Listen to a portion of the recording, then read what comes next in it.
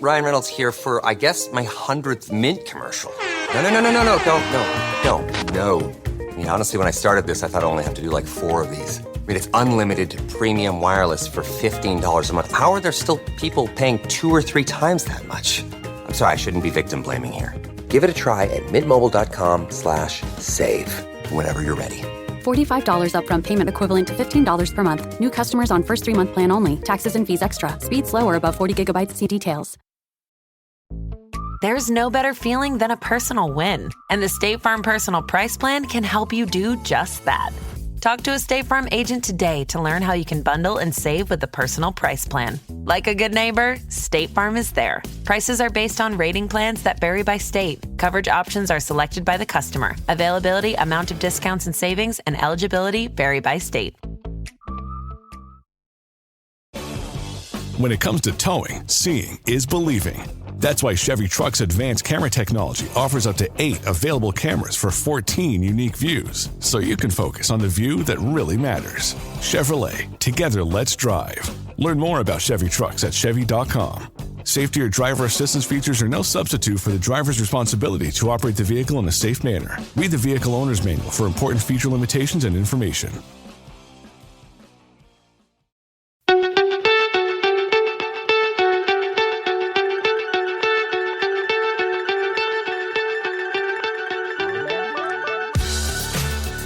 So attention cricket clubs and cricketing family, are you ready to step up to the crease and make a long-lasting impact on your club's legacy? Listen up, we've got something special for you. Introducing Fund It Now, the revolutionary fundraising platform that's changing the game for cricket clubs everywhere. With Fund It Now, clubs of all sizes can create a lasting legacy by selling personalised plaques to their passionate members, supporters and cricket club family. That's right, Livo. Fund It Now has already left its mark on some of cricket's most iconic venues like Lords, the home of cricket, Somerset County Cricket Club, and with projects such as the Father Time Wall and Somerset Legends Wall. And here's the best part, Hugh. There are absolutely no upfront costs. Fundraising has never been more simple or accessible.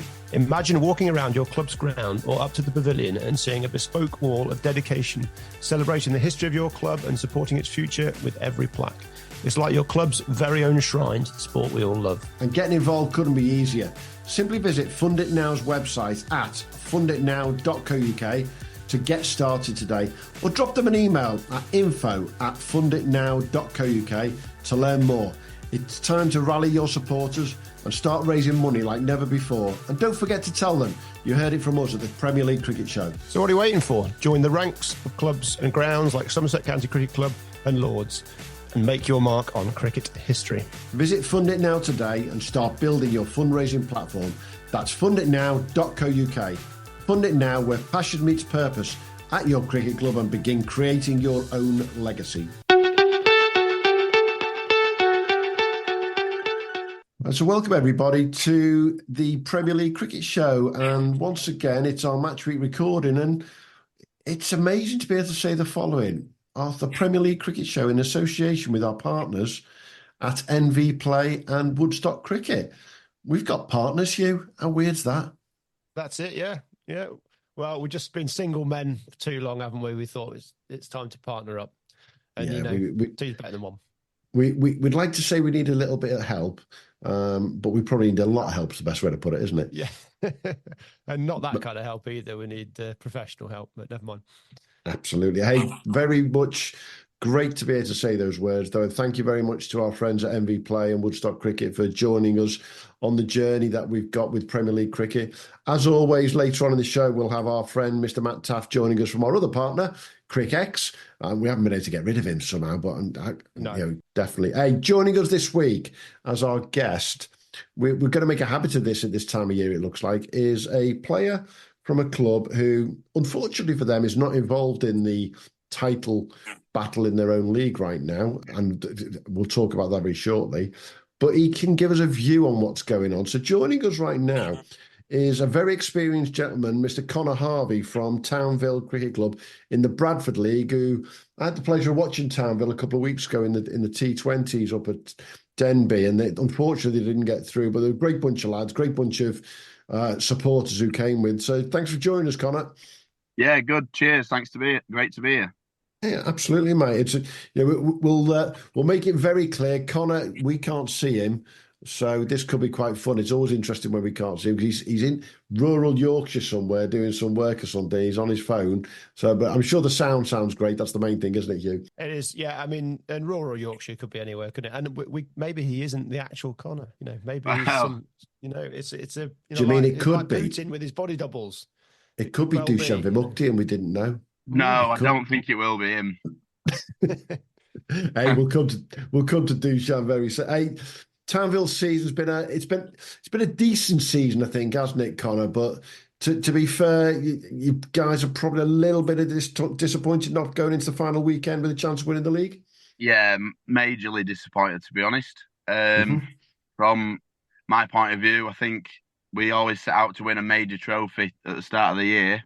We've won a trophy, T20, but that's not really what we'd set out to win. I think we've lost too many games in the league to even be thinking about challenging right now, and we're very disappointed with that. I think we've had, at times, we've not had the look of the green, the rub of the green really with it, but look, it is what it is, and we can't change too much. But I think overall, 2 semi-final losses against arguably the 2 best sides in the league. We've beaten them this year. Yeah, and in the league, we've lost games to the bottom 2, middle of the table. We've beaten Jer Lane both home and away. We've beaten Woodlands at home. We've beaten New Farnley away from home. Mm-hmm. So yeah, it's a very disappointing season, to be honest, from our point of view, all round, cups and in the league. I mean, to be saying it's disappointing, you're only really 2 games back. Yeah, and if you've felt like you've had a disappointing season, it feels like maybe next year there's not a huge amount that has to go right for you to be right at the top there. Yeah, we keep saying that every year though. For the last 4 or 5 years, we've been right up there. We finished. This could be the 4th time we finished 3rd, or the 3rd time we finished 3rd. We're always up there in the top 3. We have been for the last 5 years, but just something's just got to give for us to get over the line. I mean, yeah, we're 2 games back and we've beaten all the best sides in the league, really. So it's pretty disappointing for us that the games that we've lost. I mean, we've had many senior players out throughout the year, but that's not an excuse. We've got 2 lads who've scored more or less 1,000 runs apiece. Yeah. We've got 2 lads who've got over 40 league wickets, nearly 3 lads, and we've got a very good side, but we're just not getting over the line in should say the easy games, really. What is it in those games that's made the difference, do you think, Conor? Because you've named the lads in the batting straight away. Chris Holliday scored 200 last week. Dusan, he's been one of our favourite players to talk about all season. But between the 2 of them, they've got almost 2,000 runs. What is stopping you getting over that line? I'm not too sure, really. At the start of the year, we thought we had the team to win the league. We really did. We brought Chris in from Oil and Swain, and we thought we've got a really good player here. And then we brought in Dusan, who we took a little bit of a risk on. His batting stats weren't great last year. Yeah. But we saw potential, and we knew that he'd been doing well at home, and we thought, right, we'll give this guy a crack. And we promoted him up the order after a couple of weeks when he were doing well, and we were on task. We'd just beaten Methley 2 weeks in a row in 2 cups, who arguably have got a really good side as well, and they fancied themselves in the top 4. And we were flying, really, and we just slipped up in games. I think I can honestly say we've been beaten 3 times this year, like convincingly. Undercliff bowls out for 60 at home. The opening bowlers bowled 2 unbelievable spells of bowling. And Clark Eaton's overseas got 130, 140 not out, chasing 280. The good displays of cricket, but it's probably complacency in the smaller games. Or he'll do it, or he'll get us over the line, or he'll do that. And really, we need to be standing up, me included. We need to be standing up a little bit more in those games. You say you need to be standing up a bit more. I mean, how can I put it? You're beating yourself up a bit there. You've taken 41 wickets this year. You're only 7 behind the guy who's being paid to do it, Dusan. At the end of the day, we've got Joe Pocklington at the top of 52 wickets in the league, and Brad Schmoolian with 49. And Brad Schmoolian's he's a cheat code, as we know. I think the word complacency you used, maybe it's just a quick case of, in my mind, I'm thinking 9 out of 11 players click on the day, and if just 2 let you down, that's all it takes in this league now. Yeah, you've got to have a real team to compete, really. Like I said, we lost a couple of guys injured, but they're kind of our glue to our team, really. They don't like. We lost Alex Page, who Alex, he doesn't bat, he bats 10, and he doesn't bowl much. But when you're missing Alex, it's just there's a vibe or an aura around Alex that he brings to the team, and I think we've really missed him this year. He dislocated his knee and tore his quad at Ossett. Ouch. We brought in a senior player in Matthew Lund from Farsley. He's missed 9 games this year. He's got an ongoing ankle problem. He had fluid on his brain. He missed the Cleckheaton game. And then senior player in Chris Gray, he split his webbing and he's been out for 6 weeks. We've done it tough, and you've really got to have 11 guys on the field. You can't carry anybody in this league. It just shows Farsley, they've got the leading run scorer and the leading wicket taker in the league. Up until 3 games ago, they're in a relegation scrap. Yeah, absolutely. They've got 3 minor county players. Ben Wright scores runs for fun.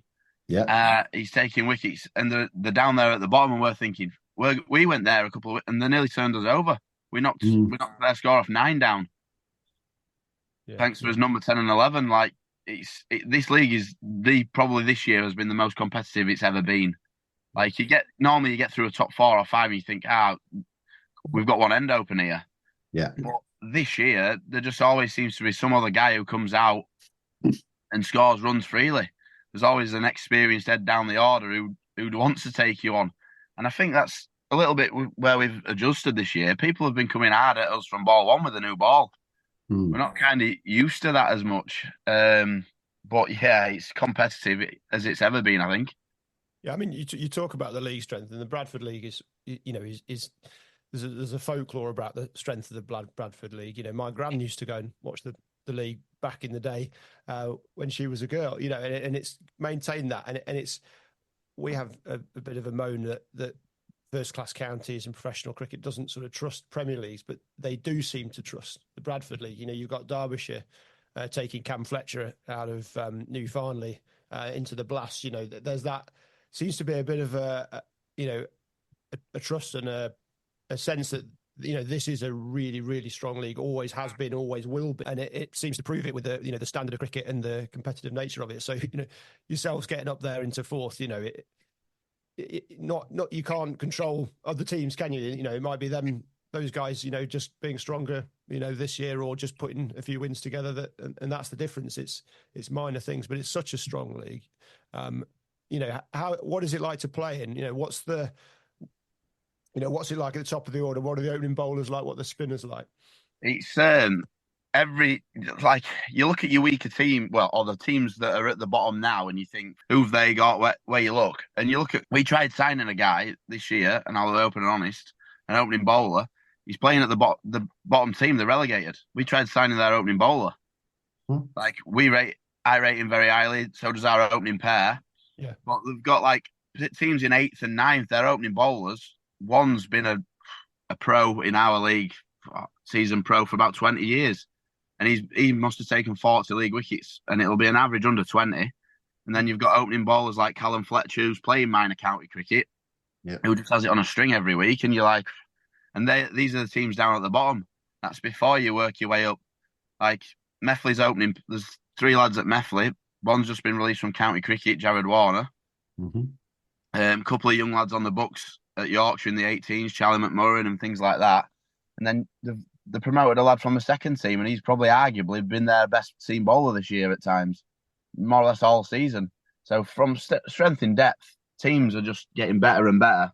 And I think that is a testament to the Bradford League, and people want to play in the league. We've had Ben Code this year. It's good that Cody will play with us when Yorkshire will let him play, and he can stay fit and play for us.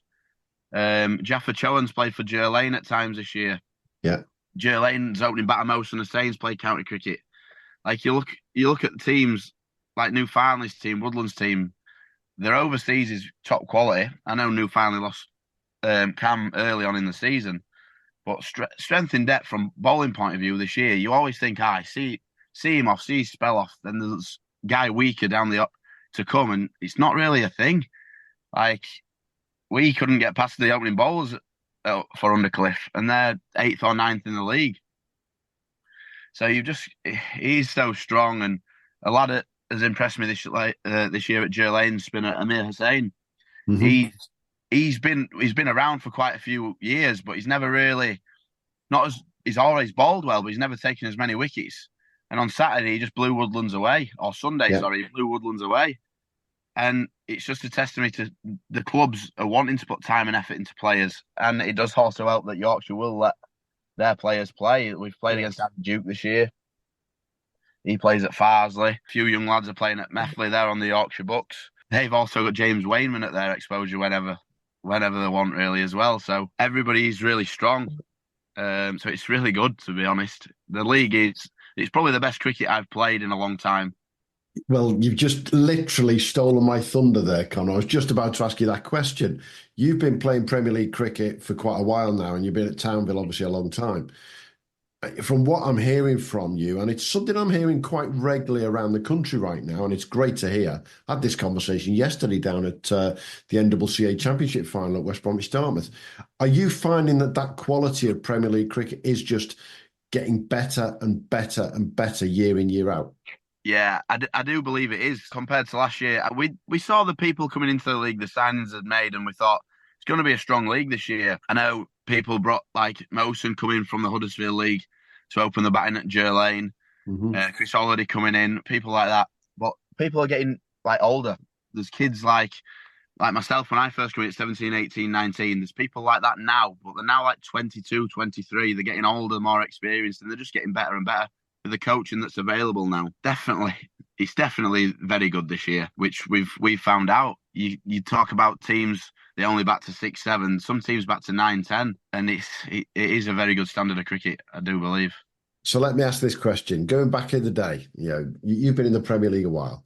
When you first started, how many players would you say you used to have to, I'm going to use the colloquial phrase, hide in the field? How many players would you literally go, oh, we've got to put 2 or 3 and hide them versus now? I'd say to be a successful team, to win the league, you can't hide anybody. That's the difference now, isn't it? And I still don't believe that there's many out there who hide players in the field. Like, if people have got injuries, I know 2 or 3 teams are carrying a couple of injuries now. I know New Farnley have been struggling this year, and they've had to hide a few lads in the field just so that they can actually play and bowl and bat, because they're that good that you can do that.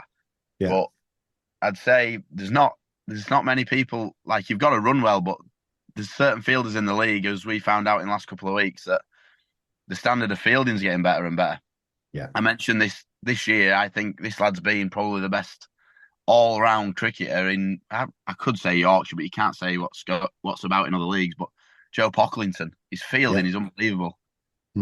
So I know he's the leading wicket taker, leading run scorer, but his fielding, it's second to none in the league. He's probably up there with the best fielder in the league. So New Farnley have had a Ryan McKendry. His fielding's unbelievable. He's up there. So yeah, I'd say you can't hide anybody in the field now. Not if you want to win games and challenge for titles. And that seems to be the difference now, talking to people as we do around the country, that seems to be the difference. The fielding quality and the levels that are coming through there in Premier League across the country you're all watching it on TV. You're watching T20, you're watching the 100, you're watching the professionals train. These are the things that we couldn't do 20, 30 years ago the way we can now. It's just so freely available. The coaching quality that's there as well. And it's definitely emanating itself into those Premier League players, isn't it? Yeah, definitely. And I think people are getting encouraged to run well and run more. Yeah. There's times I'm a bowler, so I get so frustrated when people just drop one. But there's so many people just dropping one to people's good hands this year and getting in. They're just so, right, I'm going straight away. And there's nothing you can do. No matter where you are, how close you can be, there's always one. So I think that's also helping a lot this year on getting higher totals, and people's fielding's got to be on point, because people aren't scared of running one anymore. People aren't scared of running 2T on the boundary. You've got to be up there. I mean, you talk about Joe Pocklington just then. He's had an incredible season, one of the highest run scorers in the country in Premier Leagues, 1,133 runs at high score of 204, average of 60. But just looking down the Bradford League, you've got 10 guys, 9 guys over 800 runs. Ben Wright's only just behind that. You yourselves, you've got Chris Holliday's over 1,000 runs at 56. And then Dushan's there with just under 1,000 runs at 61. It's a really high scoring league. Strike rates are right up there. Everyone's pretty much above 80 or above. And a few people, Chris Holliday's over 100 for his strike rate. It seems to be a very, very high scoring league. I mean, has it been a decent season in terms of pitches, weather, that kind of thing? Obviously, the weather's been interesting, but Bradford seems to have possibly got away with it this year, weather-wise. I might be wrong. I think, we have definitely got away with a lot of weather, to be honest. It seems to rain earlier on in the week, so you struggle to sometimes get on to train. But on a Saturday and Sunday, I think we've only had 2 rain breaks all year. If I think that's right, and one of them was this Sunday, but it was like for 5 minutes, 10 minutes. Yeah. But the pitches have been good. We've played on some great pitches at Townville. They've just started drying out a little bit more now. There's not as much rain about. And that's what happens at Townville anyway. If there's not much water about, you can't get enough water into the square at Townville, to be honest. But yeah, I'd say what Dushan and Chris have done at home and away this year has been pretty ridiculous, if I can say so. It's been freakish at times. What Chris can do, he scores 360. It doesn't matter where you bowl, who's bowling, he's not bothered. That's also the problem. If these guys can score all around the ground, Pocklington too, Ben Wright too, Steve Bullen scores all around the ground. They've got the shots, these boys, and as a bowler, it's not very nice to bowl at, to be honest. Just, for people who are listening and don't know the Bradford League as well as obviously you do and me and Hugh have got to know, Townville might not be a club that people recognise the name of. New Farnley they might do. Woodlands they most certainly will do because they've had some good runs in the Nationals over the years. Tell the listeners a little bit about your club, Townville, because I learned a lot more about it at T20 the other week at the semi-finals at Denby, and you're a fascinating little club, aren't you? Yeah, we're founded in 1922, so we've been going about a while, but we started in the Central Yorkshire League, and then we made the jump to the Bradford League nearly 8-9 years ago now. Mm-hmm. Just a little club. Well, there's a couple of clubs nearby, Glasowton and Castleford, who are in the North Yorkshire Prem. Yeah. But yeah, it's basically a club run by volunteers and people who just love cricket and love the club, really. And that's grown through generations, really, now. There's 2 or 3 people on the committee at Townville who put a lot of time and effort into the club, into the ground. Mm-hmm. So the club that we've got where we drink after games and we have functions and stuff like that, we don't get any money from that club. We don't get any money. And that makes you unique. That makes you pretty unique. You haven't got a bar at your place, have you? No. So we don't take any money out of that bar. We just basically fund that bar to keep going throughout the year, as members do as well. But yeah, 6 months of the year we're in there drinking quite heavily, I'll admit, as well sometimes. But we don't own our club and we pay to play there. And yeah, we're pretty unique. But without the guys who volunteer and put the money in and the sponsorship that we do get, and it's brilliant from the sponsors that we do get. But yeah, without 3 or 4 blokes who pay for the fertilizer and do the ground for free and hours of the hard work and their money into the ground and to make it look better. Look, we've realised in the Bradford League there's a lot of nice looking grounds and there's a lot of people spending money on their grounds, which is good. New Farnley's ground's excellent, Woodlands, etc. like that. So yeah, we're trying as best to keep updating and getting better and getting his ground up to scratch. But it will always still be Townville.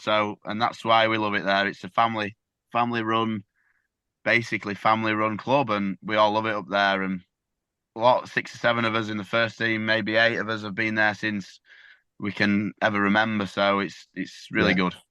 And that came across at Denby when you guys came down for the T20 regional finals. I mean, the gang who came down with you, it was family, wasn't it? That was family who came down from your place to the semi-finals. Yeah, we basically had just all his family on one big bus. A few of the lads were pretty close with Castleford.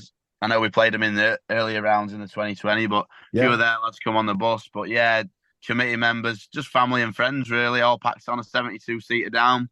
And we just wish we could have probably shown what we've been about this year more in that cup. Yeah, it's excuses, but we're missing 4 senior players that day, and we still nearly got over the line thanks to a young lad from the second team and Dushan, obviously, and Chris's early heroics. But yeah, we were a bit sad that day, to be honest. We took it a bit to heart that we couldn't perform as we should be doing in that competition, how we have done all year for them, really, because they put their hard earned cash to pay for the bus and come down and watch us. And yeah, we were a bit disappointed with that day too.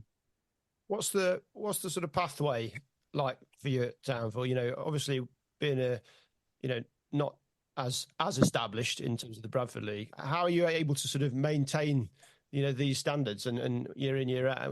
What's the flow through for maybe juniors, second team? It's really hard where we live because, as you know, Castleford Tigers, everybody wants to be the next Liam Watts or Joe Westerman. Nobody wants to play cricket around Townville. Right. So we've really struggled, really, in that since we set the juniors back up, we had a couple of years off where we just couldn't get teams out. So when we come back in the Bradford League, it's a requirement that you've got to have so many junior teams. So we put a lot of hard work into the under-9s, and we've done it through that, really. And it's hard because we set up this year some free coaching on a Thursday night, and it more or less run all summer long. And we got 20 to 30 kids there every night, and we were so pleased because we've never had that ever before. So if we can keep doing that, like there's 7 lads in the first team now who started in the junior setup, into the second team, and now in the first team. And we're hoping to carry on doing that. There's a few lads now in this, to mention Nash. He was in the second team for the last 2 or 3 years. He made his first team debut this year. He's been with us all year. Then there's 2 or 3 lads who we've recruited from other places, but there's still 2 or 3 of his own lads in the second team. So it's just integrating them into the first team. A few of them have played 2020s this year on a Saturday for us, on a Sunday. And there's still good young cricketers in there, mixed with a few of the old lads trying to bring them through. But we have struggled at times this year to get a good second team together. It's hard. Not many people want to play. People are working. And it's a tireless job playing in the second team because the gulf from the second team to our first team at the minute is a little bit too much, too far from what we want, really. So it's hard to attract new players of a certain age where we want you to be in our juniors and second team from 14, 15, and then get to a stage where you can play first team. There's about 3 or 4 lads in that second team who are just in between standards, really, and it is hard to kind of keep them and want to keep them. But I think it's something we're looking to do. We're trying to integrate them more. They've played a lot of games in the 2020s and stuff this year, and I try and do my best, along with Lee Poulter, to get the second team integrated into the first team at training and be around the lads. Come be 12th man on a Sunday if lads ain't got a game, if you're not playing junior cricket. So we are trying, but we'll keep trying. Yeah, I mean, you're competing on in a senior first team level with clubs with maybe 4, 5, 6, 7, 8 Saturday teams, and up to, if we're talking, some of the more city-based teams, particularly down south, maybe, 30, 40, 50 junior team, and you're doing it in a much, much more condensed way. So it's pretty remarkable that you've been able to compete at the level you are doing. Yeah, it is a real testament to the guys growing up. Like when I first come to the club when I was 13, there were people at 14, 15, 16 around the club. Like 6 of them were at Yorkshire, like the age groups, and then a couple of them stayed on the academy, played second team stuff. To name drop a few, Johnny Booth, Jack Hughes, Richie Bresnan. It's people like that who played academy at Yorkshire and second team cricket at Yorkshire. Arguably, one of them guys should probably be playing county cricket right now. He scores runs, he takes 40, 50, 60 wickets more or less every year, and he's probably one of the best spinner batters I've ever played with. And to have them guys when I was first coming through to help me is now what we want to do further down the line. And to have 7 your own lads who are playing first team cricket and have done for the last 10 years as your own lads is pretty special. You look around, some clubs do it differently, and that's their way. But to be from Townville and to play for Townville, I think it probably means that much. That's probably the reason why we're not getting over the line as much. We care too much. But yeah, it is really good, and it's good to see, and hopefully we can continue doing that. So when you went into the Bradford League, it was a bit of a reset for the club, really, wasn't it? To get those juniors started again, get moving on. And then obviously one of the biggest step forwards this year for you is you described it as taking a little bit of a risk, but you brought in Dushan as your professional, and I'm pretty sure he's got to be in that top 5 or 6 in the country from what we've seen in terms of what you've got out of Dushanbe Mukti this year. Oh, what we've got out of Dushan is unbelievable. Like, we had a look at, we were looking back on Sunday, actually, and Chris had just got to 1,000 runs. We were looking on Play Cricket. He got to 1,000 and where Dushan was. And we was like, then we looked and we were kind of looking at the stats because they update like automatic as they're going through the game. And we looked at the league runs them two had scored last year and we were like, wow, it was just unbelievable. But what we've got out of Dushan's been, it's remarkable, really. The innings he's played in special games, he's scored hundreds in match-winning knocks against Newfoundland and Woodlands and Putty St Lawrence. And he's a special player. He really is a special talent. He's, I think I mentioned his batting, 925 runs at 61 with the bat, and with the ball, he's 48 wickets at 19. So that, I mean, in terms of all-round contributions from your overseas, that's as good as pretty much anybody. He's been right up there over weekly stats charts all the time, particularly the all-rounders chart. It's been a surprise when we've not mentioned him. That's. I mean, there's not a single player all season in the country where we've not been surprised when we don't mention the name. That's how good he's been, hasn't it? Yeah, he's been remarkable, really, in all formats. Saturday, Sundays, 2020. He's always stepped up. He's always been, yeah, I'll do that. Yep, no problem. To do this, we need to do that. He's been really the perfect pro. He's helped coach the juniors as well, which has been great. But he's been. I was very surprised. The not surprising thing is, I saw his bowling over the winter, and I watched videos, and I thought his bowling's going to be good. I'm not worried about his bowling. He could win us the league with his bowling. And then his batting's just been. He's got so much time. It's ridiculous. I've seen him like hit balls where people wouldn't even play shots to. He's got so much time on the back foot, on the front foot, and really at times he has hit the ball where he wants to hit the ball on whichever given ball. Absolutely. It's been a remarkable, really, all season. Absolutely. A knock against. It was Newfoundland away, and we needed. Well, we were chasing 300, and we knocked them off for 3, and I didn't even have to bat, chasing 300. I were amazed at how much time he had and where he was just, every time the field moved, he put the ball there. Then they moved the field and he put it somewhere else. And he has been probably up there with what I've seen at Townville, because I'm not as old as the others. He's in the top 2 best overseas I've seen. Oh, such a clutch off-season pickup, Dave. I was worried we'd bring back the same team. I meant those blackout motorized shades. Blinds.com made it crazy affordable to replace our old blinds. Hard to install? No, it's easy. I installed these and then got some for my mom. She talked to a design consultant for free and scheduled a professional measure and install. Hall of Fame son. They're the #1 online retailer of custom window coverings in the world. Blinds.com is the GOAT. Shop Blinds.com's primetime kickoff event. Save up to 50% off select styles, plus doorbusters. Rules and restrictions may apply. Let's just have a quick look around the rest of the country, what's been happening over the weekend, because we have got to that stage of the season now where it's the only way to put it is stuff is happening left, right and centre. I'm going to be very quick in saying congratulations to a few people. So in the South Wales League, St Fagans, they wrapped up the title last weekend, and actually it's a treble for them. They've won the South Wales Premier League, they've won the T20, and they won the Welsh Cup last weekend as well. So well done to the guys at St Fagans. We got another one down in Essex where Chelmsford, predicted by Jordan Silk a few weeks ago when he was on here, they did come out on top in the end. There's one game to go and they've won the Essex League. One of Hugh's favourites has won, Mocta in North Wales. I've got the title. I got to say Mocta this week, Hugh. It's normally your job, that. So well done to Mocta. Up in the northeast, Burnmore have won the league there, and I think we predicted that one a while ago. That they were running away with it, weren't they, Hugh? Mid-season, yeah. Yeah, and I think the one that's gone almost down to the wire, but the results went the wrong way last weekend. Penzance have won the Cornwall Premier League, the most rain-affected, unlucky league of the season. I think they've got to be, but they got through in the end. They've won with a game to spare as well down there. But also, I've got to mention the Whipple. So we talked to Lloyd Alley last week. 4 teams go into the final day to win the Whipple, the West of England Premier League. Any one of 4 could win. Bath were top at the time. 3 teams were batting first and put decent totals on. Pottern, who were away at Taunton St Andrews, batted first, put a decent total on. And I was with Hugh on Saturday. I saw him play. I actually saw Hugh play this weekend. But I didn't see much of me play, but yeah. No, nor me. We won't get into that. But I spent all the time on play cricket.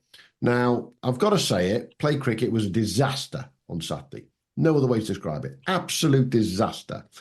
But because of the links we've now put on our new website, just mentioning it, I was able to get to each individual score. Plug, that is. That's filthy. Absolutely. Why should I shamelessly plug it? I could get to every single result in the Whipple very quickly. And a certain Thomas Rue almost put paid to Pottern, but not quite. It was predicted, wasn't it, as well, Hugh? Well, I think I've got Whipple Carnage in my notes here. Go for it. Could have been, couldn't it? I mean, he was the one we've talked him up all season. He looks something else. He's at 67 from 55. Everyone else was not scratching around, but nobody else was anywhere close to that strike rate. And if he'd have kept going for 20 minutes more, they only lost by 30 odd. Then that could have been league deciding 20 more minutes of Thomas Rue. So yeah, they would have been cock a hoop to get him out. And then in the end, it finished fairly comfortable for Pottern, didn't it? It did. And Pottern ended up winning the title on the last day of the season by 2 points. Bedminster in third, an extra point behind. I don't think there's going to be another league that close where there's going to be 3 points across the top 3 in the entire country. A couple of weeks to go, and actually the North Stout and South Cheshire could end up being like that. Yeah, the one we talked about, this umpiring bonus points. So 2 teams seem to have got the umpiring bonus points. Pottern, I think, had something like, was it 13 bonus points for getting an umpire, and then Froster got 17, and they've avoided relegation, Froster, and Pottern have won the league with it. Take those bonus points away, Froster go down, Pottern come third. So that's a little bit of a contentious one. It seems strange that other people didn't manage to get umpires sorted to get these bonus points. But yeah, that one extra bonus point each week for getting an umpire has decided both ends of the table. So I'll leave that to be fought over. There will be some grumbling into the pints, or there certainly would have been on Saturday night, I reckon. Absolutely. But the rules were there from the start of the season. Absolutely. Everyone was playing the same rules. Can't do much about it. That's a very quick look around what else is happening around the country. And we'll come back shortly to also what's happening this weekend, because there's some really good stuff going on this weekend. We've been talking about Dusan Vimukti, Conor, and we've just had joining us Mr. Matt Taff from CricX. How good's he been for you? Yeah, he's been very good, honestly. He has. I think his batting has just been a level above. I just can't really explain to you how good his batting's been at times this year. I do honestly feel he probably should or could have scored a lot more runs too. Ooh. I just think when he scored runs, he's gone big. And I sometimes feel at times that he's giving it away and he could go on. He just doesn't look, he looks at ease to everything. So when he gets out or he plays a bad shot, you're thinking, he didn't need to do that. He could probably have gone on and got 100 again. But I suppose that's pretty boring getting 100 every week, but I won't mind it. But yeah, he's looked at ease. So when he gets out, you're thinking, how's that happened, really? He's been that good with the bat. And his bowling, we've relied heavily on his bowling this year a little bit. We started the year, me and Matthew Lum opening the bowling, but Lummy's been pretty injured for quite a bit of the year. So we've relied a lot on his bowling. We've had to make a signing midway through the year, another bowler just because of the injuries. So to rely on Dusan, rely on him. He was always going to bowl the overs he's bowled, but it's been more. We've needed him. We've needed those wickets. We've needed the pressure spells that he puts on teams. Him and Jack have put us in contention really this year with the ball. Just a shame we've fallen short at times with the bat and the ball in different games. And I've got to say, one of the games where you probably think he did give it away was the semi-final against Doncaster Town when he got run out. Yeah, yeah, that was a weird one, really, because It was. we all thought, oh, he's out. But then I was probably one of the first to see that he dropped the ball. Mm-hmm. So obviously he started screaming at the ground like that. You're not with the wind as it was and the crowd. They aren't going to hear you. So yeah, bit of relaxing concentration, but would we have all done the same? Probably. So the irony being that the fielder dropped the ball in front of your own supporters as well. Yeah, and they all knew about it, but yeah, he didn't. Sadly, he turned his back. So sadly, that's just how it was. But yeah, it's one of them. It's unfortunate for it to happen like that because he was cruising. He was playing some unbelievable shots, as I've learned to see all year. Really, he was.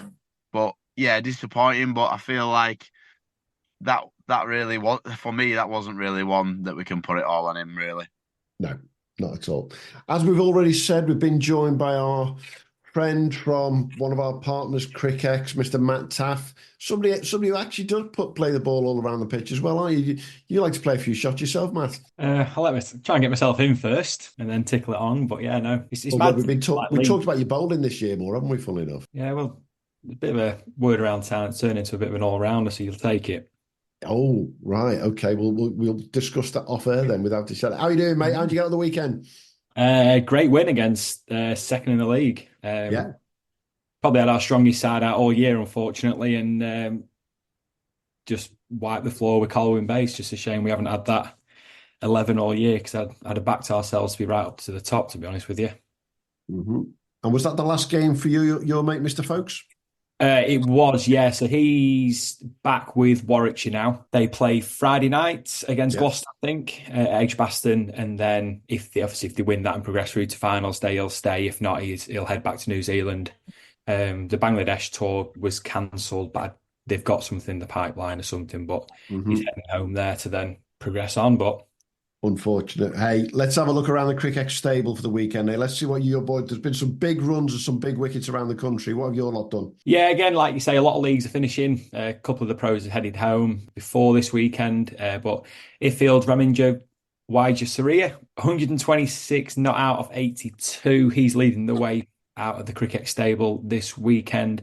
Avishka Thurindu for Bracebridge Heath. He's scored a shed ton of runs this year. 119 not out off 105.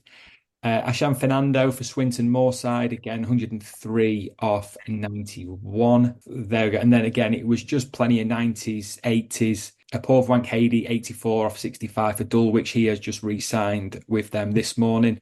So interested to see how he goes in the Premier Division in the Surrey Championship next year. I'm sure he'll be fine. He's a serious player. But yeah, just a lot of 90s, a lot of 80s, a lot of 70 not outs from our batters this weekend.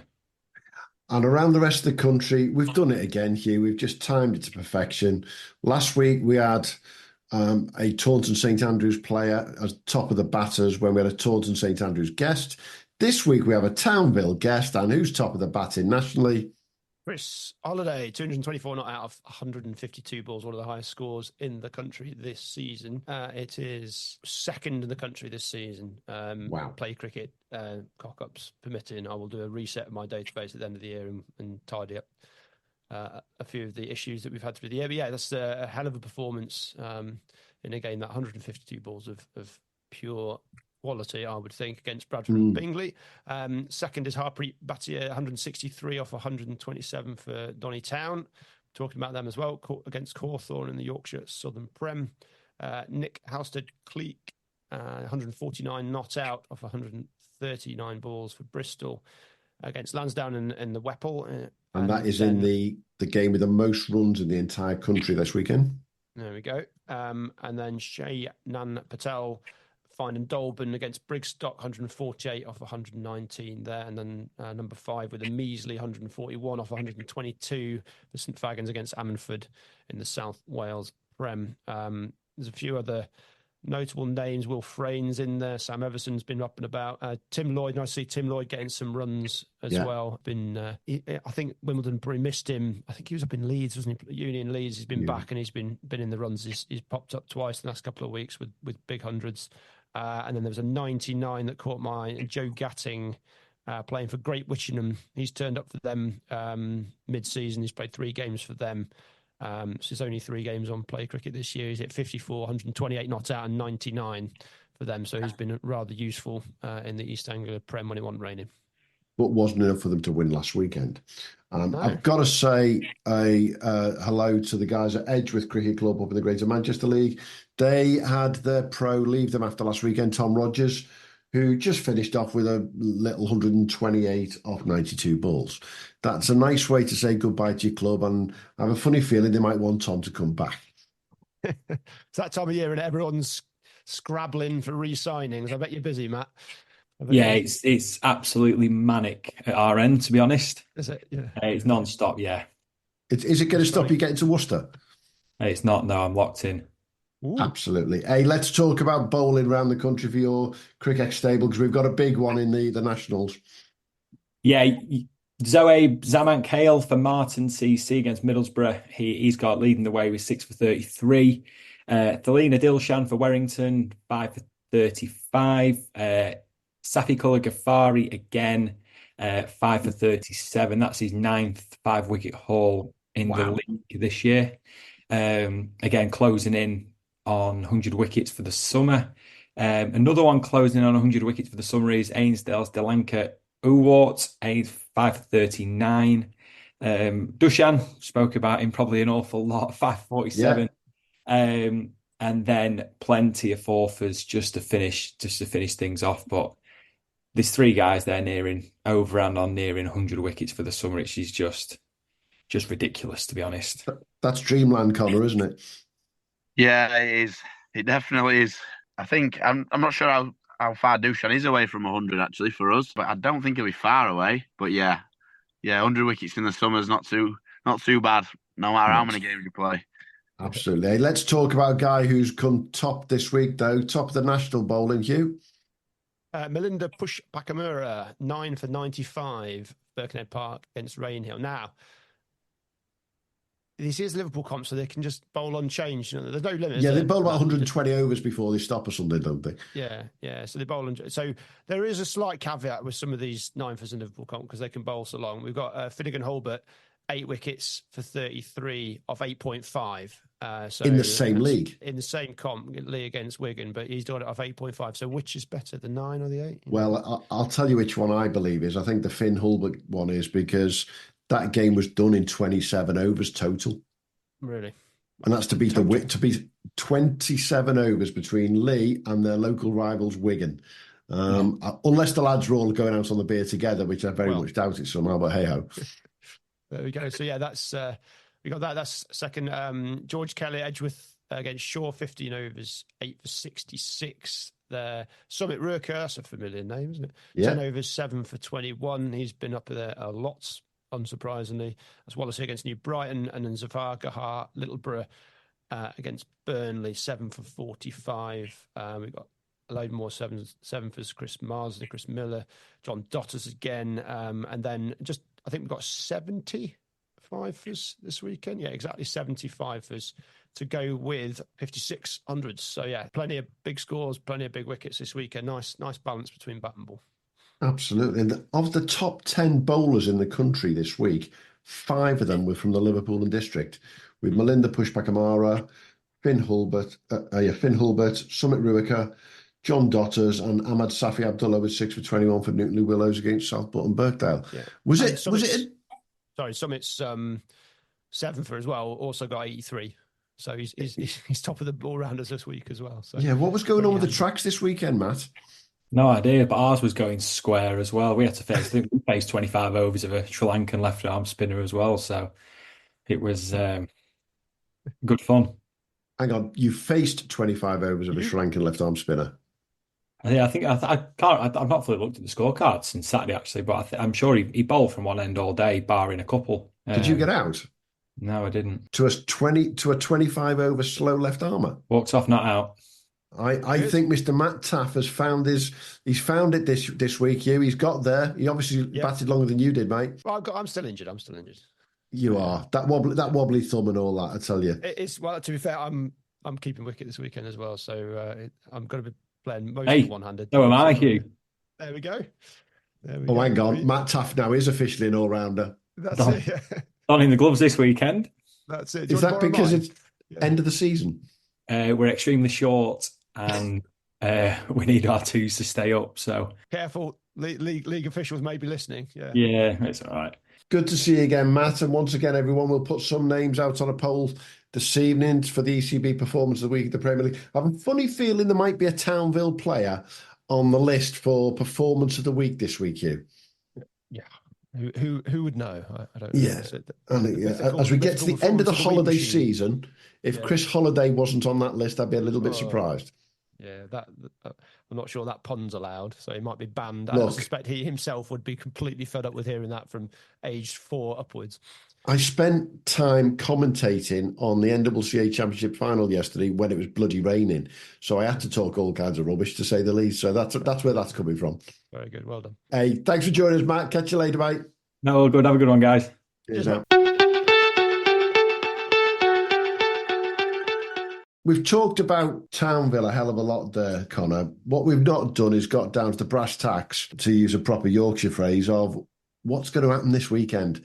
Now, Newfoundland, correct me if I'm wrong, only need 3 points to win the league now, and they've been on the cusp of winning for a few years again, haven't they? Yeah. Is it all over, bar the shouting, as far as you can see, between Newfoundland and Woodlands this weekend? It's all over. Putting it bluntly, it's I spoke about 4 or 5 weeks ago. I played a charity game with Newfoundland's captain Alex Lilly. Yeah, we played Woodlands the next day. And he asked me to do him a favour, which we didn't. We should have done, but we didn't. But I just thought, with the players they've had unavailable at times this year and losing Cam, I just thought there was a bit of grit in the way he was talking and the way that they hadn't given up yet, no matter how they were still going to give it a hell of a go. And probably shouldn't tell you this, but I had a bet with one of the lads in the club on Saturday night. Woodlands had Jer Lane and Newfoundland had Clackheaton, and they were still backing Woodlands to win the league. So I thought, I'll have Newfoundland. I just think all round from 1 to 11, they've probably got the best team in the league. I mean, they've got some very good players. But I think, it's all over this weekend. There's just no possible way I can see Woodlands winning the league. There's no way they bowl Newfoundland out for less than 100 and knock them off non-down, I'm afraid. And I think the key to that for me, you've named him already. I spoke with Alex Lilly the weekend before Cam Fletcher was signed for Derbyshire. And they talk so highly about Cam. 3 days later, Derbyshire signed him. I won't tell you what Alex said on text when that happened, but you can imagine they weren't very happy at the time. It's great for Cam, but for Newfoundland, with the league rules, they can't replace him. They're done for with that, aren't they? I think what happened then, though, was Alex was injured. He's come back from injury, and he's actually, ironically, played as a batter more than a bowler, hasn't he? Yeah, he's always had the ability to bat. One of my first years at Townville, I think it was 2014. I come across Alex. He was at Beckwithshaw, and he opened the batting, I think. So he's always had the capability of batting, and I think this year he's shown with the good pitches in the Bradford League, and he's got a pretty good solid technique that he can score runs when needed. But I think he will go back down the order next year. But I think they have struggled with injuries. Usman Ash has been injured. Yasser Abbas has been injured. Alex has been injured. Losing Cam. I did speak to him the same week that he'd lost him because we played them in the cup. Yeah. So I was like, it's a shame that Cam's not going to be there. And he was like, not effing and blinding at me, but he weren't very happy that I was talking to him about it. But yeah, I think having lost Cam so early on, everybody thought, right, well, they have got a very good team, but they've kind of based their team around him. He's going to bat. He's going to bat 4. So. Yeah, it was always one of them things. Who knows what happens now, but fair testament to them lads at Newfoundland. Absolutely. They've dug in, and yeah, I'd like to see them win it. They've always been trying. Yeah, who cares about money and what they spend, and they might spend the most in the league, but testament to them lads. When the goings got tough this year, they've come back fighting, and yeah, I think they do deserve it this year. A lot of people will disagree, but I'm not bothered. That's their opinion. I think they do deserve it this year with 3 or 4 seam bowlers injured. Forgetting they don't have Gurman Randhawa for the first 10 games of the season too. Yeah, I think the young lads that they brought in have stepped up, and a few old timers have stepped up, and it is what it is, and I think they do deserve to win it this weekend. I mean, you're basically losing 1,000 runs, aren't you, when Cam goes? Yeah, so and a very to win the league- explosive bar who can change the game no matter what. Yeah, I mean, to win the league in that, losing 1,000 runs is some testament to the depth in that side. Yeah, they've got a lot of depth. They've got a lot of good players. Like when they lost Lee Goddard at the start of the year, we thought, oh, who are they going to replace him with? That'll be tough. And then I'd heard a few rumours who they were trying to sign. I thought, this could be our year here. We could sneak past them. But testament to they've dug in, the signed Ryan McKendry, who's been arguably one of their best signings, I think, in a long time. Yeah. Just all around. The guy can field, the guy can bat. The guy can bowl decent off spin as well at times. He picks up big wickets in situations where you think, oh, we were cruising there, and Ryan comes on and just bowls one over 1 for 8, and there you go, he's off again. But yeah, they've losing Cam to replace him basically with not a second team all year, because they've got a decent squad, they've got depth. They have got the depth that some other clubs haven't. But which they can replace him with Sam Barraclough, who's I think is a decent left arm spinner, or Matt Lawson, for example. So they have got the depth there, but to lose someone like that, who's a senior figure in their team, it's a pretty good achievement to still win the league. Yeah, absolutely.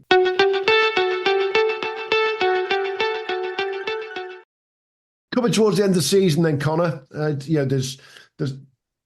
I'm not going to say there's nothing to play for you guys, but it's difficult to go into that last game of the weekend when you're not really going for what you want, are you? No, we're not going for what we want, but I think we've got a little bit. We like Pudsey St Lawrence, to like going there. We've been there the last three weekends of the season, 3 games of the season for the last 3 years. So really, we managed to enjoy ourselves over there the last game of the season. Normally it's the rain affected game, and it's on a Sunday, and it's the night after the Townville last season party and stuff like that. But now this year we'll be fresh, and Dushan's not far away of 1,000 runs, and a few people want some more wickets, and I know Chris will be looking to finish on a high. So I think we'll be going to Pudsey. We'll be going there for the win, and we won't be taking anything for granted and lightly. I think we'll be going there full of steam, and we'll be trying to win. Absolutely. I think we've got to give a shout to some leagues around the country where they've got some bloody exciting stuff going on this weekend. So just over the Pennines from you guys, the Lancashire League comes to its culmination this weekend with Burnley top of the league on 203 points and Darwin on 200. Guess who Burnley play this weekend? First versus second, Burnley versus Darwin. It's amazing how it's fallen. Just going through these leagues, they all seem to be ending up playing each other at the end of the season, don't they? It's quite incredible. Obviously, our friends from Lower House are torn as who they want to win when it comes between the Burnley and Darwin lads, because they're their biggest rivals, to say the least. But that'll be a great afternoon there between Burnley and Darwin. You then look at the Home Counties League, where effectively probably the top 3, but almost the top 4 could win. And you've got first versus third, second versus fourth. Pinchamstead versus Henley, Aston Rowan versus High Wycombe. You've got the Middlesex League, where I think the top 2 can win. And first play third, that's Crouch End versus Shepherd's Bush. And second play fourth again, Ealing play Middlesex. The league fixture people have been looking at this. I reckon they're the best fantasy cricket players in the world, because they've obviously managed to plan it all the way to the end of the season to get a culmination. It's rigged. We're actually it's just a computer simulation we're living in. It's all rigged. Do you mean we're all living in the Truman Show? That's it. That'd be the one. Into a wall, and a light's going to drop on my head at any minute. Absolutely. The other one that's quite tight this weekend as well, but these two aren't playing each other. East Moseley and Reigate Priory. 2 points between them going into the last game of the season, the Surrey Championship. East Moseley are playing Sutton, and Reigate are playing Banstead, both in the bottom half of the table. So that'll be quite an interesting one to watch in terms of who's going to bat first. I'm sure they'll be doing the same as the Whipple. The one runs on the board and see what happens down there in the Surrey Champ. But we're getting toward that end of the season now, Hugh. We're going to have to start looking for some 1 or 2 awards, I think, for 1 or 2 people as well, aren't we? Yeah. One minor. It's not a gripe or a grumble. It's a query. We've got Southern Prem. So the Hampshire Academy seem to have won the Southern Prem based on my looking at the scorecard and their top, the league table and their top, but trying to work out that point system is. now in all these leagues, you go through the clubs and you see the top run scorers, top wicket takers, and it's not always in line with the league winning side, but it generally is. The Hampshire Academy is a bit of a funny one. Obviously, we've got Finn Gordon, who's been brilliant for them, but obviously he's been playing for a few games for Bashley as well. Mm-hmm. And then who came second? They've had such a spread of players coming and going in that team. Obviously, they're all quality. Obviously some are disappearing off to play first class cricket and list day cricket and what have you. But I'm just wondering whether, we were kind of talking up the academy's playing, but actually I don't know whether it's maybe compromised that competition a little bit, in that you've got one team that's not treating it potentially as the competition that it is, trying players out, testing players, which is brilliant for Hampshire, brilliant for the kids maybe that aren't at Premier League sides. They don't feel they have to move to Premier League sides. We had that last year, I think, with in our league with a couple of Derbyshire lads moving in from Div 1 sides into Prem sides, and then they've moved back out again. But I don't know. It's just something that I thought about today. Is this the right thing to be doing? Is it compromising the league a little bit? Just thought I'd throw that one out. It's a discussion we've had a number of times during this season. I'm sure we'll have it during the winter when we have one or two of our little forums with people, little round tables, and chat about various things that are going on, because we go on about it. We haven't done it so much today, but the leagues are all so different, aren't they? I can't go anywhere right now without somebody asking me which is the best Premier League in the country, what about this rule versus that rule? And it's like you've got it's a bit like having a Wikipedia of Premier Leagues around us, isn't it? Yeah, well, I mean, you need a degree from Southampton University to work out the Southern Prem League table. So that's also another one that throw into the mix. So I think winning the league with 16.34 points is not exactly my cup of tea. Absolutely. Hey, it's been great having you on, Conor. We'll be looking to see how you guys get on and see if Dushan does get to that 1,000 this weekend, because that'd be phenomenal for him to do that and end the season on a high for you guys. Sounds like you're going to be planning ahead for this next season, hopefully not have as many injuries, and really be pushing those top 2, 3 at the top of the Bradford Premier League. Yeah, it's been great to be here. We've definitely, I think without dropping some bombshells, I think we're almost set for a side next year. There's a few things happened over the last couple of weeks, and sure it'll be out there on social media at certain points of the next few weeks or the next few months. But I think we're looking at a good solid side, and hopefully we'll be back, still at the top, but hopefully challenging for the title this time next year, and we'll see where we are. Fantastic. Absolutely. Thanks a lot, mate. Brilliant. Thank you, guys. Thanks for listening to the Premier League Cricket Show. If you haven't already, make sure to hit that subscribe button so you don't miss out on future episodes and stay updated on all the latest news, views and discussions from around the cricket's Premier Leagues. And be sure to follow us on X, formerly known as Twitter, and Instagram at TPL Cricket Show on both. Join the conversation, share your thoughts and connect with us and your fellow Premier League cricket fans. And hey, if you enjoyed the show, why not show us some love? Leave us a 5-star review on your favourite podcast platform, as it helps other potential listeners to find us when they're searching for cricketing podcasts. Thanks again for being part of the Premier League Cricket Show family, and until next time, have a good one.